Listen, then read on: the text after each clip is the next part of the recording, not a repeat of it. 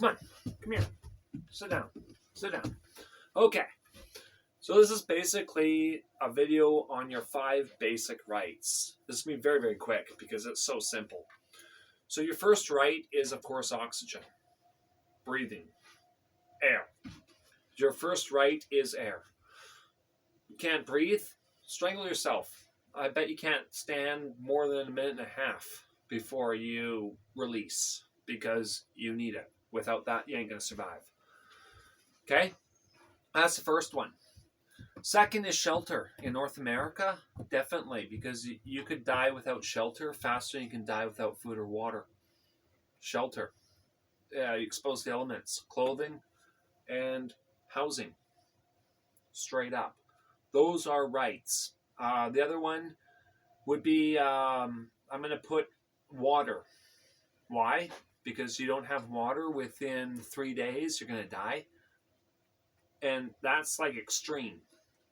You can die sooner without water. You can die within an hour exposed to the elements. Without food, depending on your body mass, the average person, 30 days. Somebody who's emaciated, probably 2 weeks. So food. So there you go. You've got clothing, housing, food, water, but most importantly, air. Those are your rights. And then there's 1/5 on top of that, and that's the means to get those rights. I mean, if you need to feed yourself and you have to cross over protected property to get over to that crown land, like let's just say the Conservancy, whichever Conservancy it is, has put up an Agenda 21 thing about you can't come here for the means to hunt. And then there's crown land just beyond that, which is landlocked by forest lot owners. This is just an example. And that's a huntable area, but yet they've landlocked it all.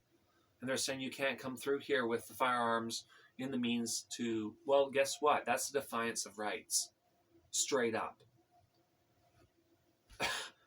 and that is what's going on with BC.